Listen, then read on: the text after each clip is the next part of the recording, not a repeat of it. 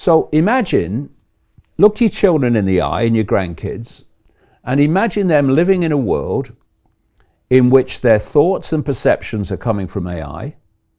Their natural perceptions are gone. No need at that point to manipulate information, to manipulate perception. Your perceptions are coming direct via AI. And not only that, you'll be part of a hive mind because AI will be centrally controlled. Your body will be very different. It will be a much more synthetic body, which is why they're putting synthetic genetic material in with these jabs. And this is why they want to expand mRNA vaccines across the whole of the vaccine spectrum.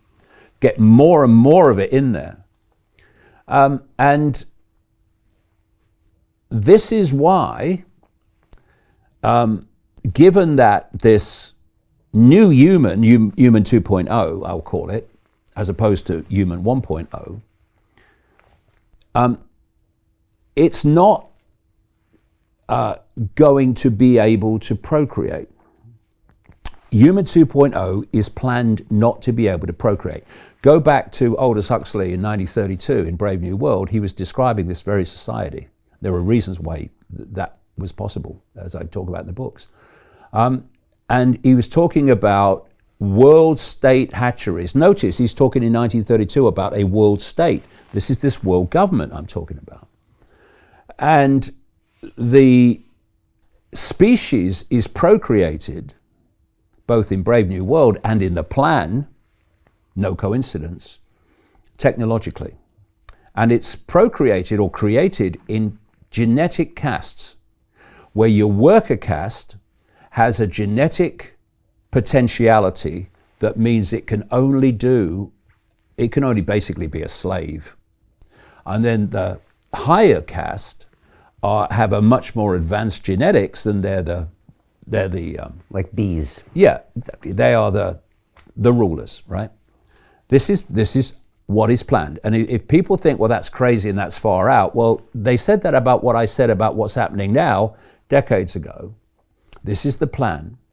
And so a few dots that then start to get connected. First of all, you've got the plan for the no-gender human. So how do you prepare people for the no-gender human, especially the young, who are going to be the adults when this is supposed to be coming in?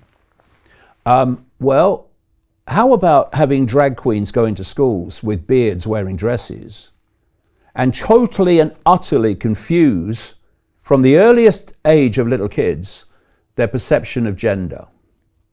How about you go not from 2 plus 2 equals 4 to 2 plus 2 equals 5, but to 2 plus 2 equals 4,650 million, which is what we're being asked to believe now in terms of reality.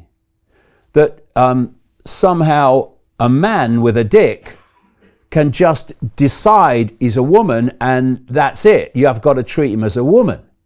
Or you've got to talk to a single individual in terms of them and they. I'm sorry, that is an assault on the English language. I will not have it, thank you.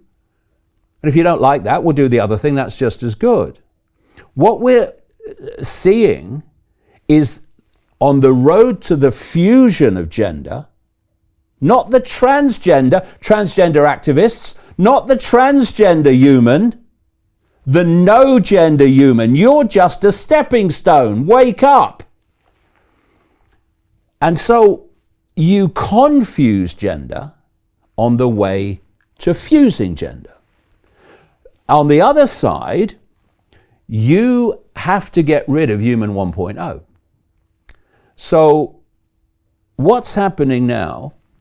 You got to get rid of human 1.0. What is happening now is sperm counts are absolutely catastrophically plummeting. How they've fallen, not just in the West, but around the world in the last 50 years, is shocking, unbelievable, to the point where if this goes on, there will be no procreation. They're doing it through chemicals. They're doing it through things like what is called BPA that you get in plastics and stuff. What the stuff they put into till receipts. Why do they put it in till receipts? Because everyone touches them. And also radiation. You see people, they put their laptops on their desk and they're working like that for ages. That's technologically generated radiation going straight into the sperm. What is the sperm ultimately? It's an electromagnetic field. Change the electromagnetic field, change the nature of the sperm. And then there's the smartphone in the pocket. Put it in the pocket, there you go. Right, so what's that doing to your sperm while that's pumping out that shite, electromagnetic shite? This is why it's happening. And it's being done systematically because they're phasing out human 1.0 and starting to bring in human 2.0. And the number of human 2.0s will be far less than there are now. That's the idea. So this is the kind of world. And then you've got a world where human 2.0 will not be able to do anything. Well, they won't even have a mind of their own, come to that, unless their QR code says they can do that. In fact, there'll probably be more advanced technology even than that coming in later on. So this is the world that we're moving towards. And people say, oh, that's far out. Well, think it, mate. I couldn't care less. I'm just telling you what I've researched in 33 years. This is what the plan is. And it's unfolding before us. And again, what I've said in this chat today, Brian, I've said, this is the outcome that's planned. Now, people watching this program, people who might have been skeptical, right? What they're going to do now, because you can't unhear something, is they're going to see the stepping stones day after day after day, month after month, to that outcome. You'll see it, because that's where we're going. The greedy bankers are about to do it again. In 2008, they crashed our financial system and nearly bankrupted the entire global economy. Then they received trillions of dollars in government bailouts.